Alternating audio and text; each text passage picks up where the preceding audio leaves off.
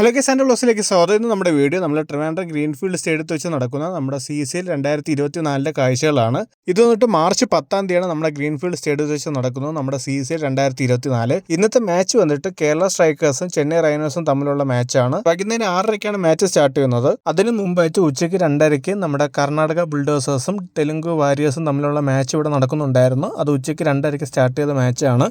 ഈ മാച്ച് കഴിഞ്ഞിട്ടാണ് നമ്മുടെ ചെന്നൈ റൈനോസിൻ്റെയും കേരള ബ്ലാസ്റ്റേഴ്സിൻ്റെയും മാച്ച് സ്റ്റാർട്ട് ചെയ്യുന്നത്. ഇപ്രാവശ്യത്തെ CCL 2024 കഴിഞ്ഞ വർഷത്തെയും കാട്ടി ഇഷ്ടംപോലെ ഓഡിയൻസ് ഇപ്രാവശ്യത്തെ CCL കാണാൻ വേണ്ടി ഉണ്ടായിരുന്നു.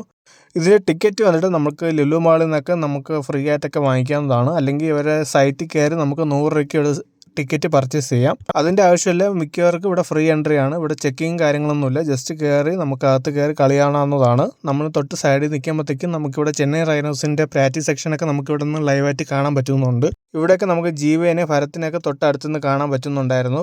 അങ്ങനെ ഇപ്രാവശ്യത്തെ CCL 2024 ടോസ് വന്നിട്ട് നമ്മൾ കേരള ബ്ലാസ്റ്റേഴ്സിനാണ് വിടുന്നത്. കേരള ബ്ലാസ്റ്റേഴ്സ് ബാറ്റിംഗ് ചൂസ് ചെയ്തു. നമുക്കപ്പം ഈ CCLൻ്റെ കുറച്ച് കാഴ്ചകൾ കണ്ടതിന് ശേഷം മടങ്ങി വരാം.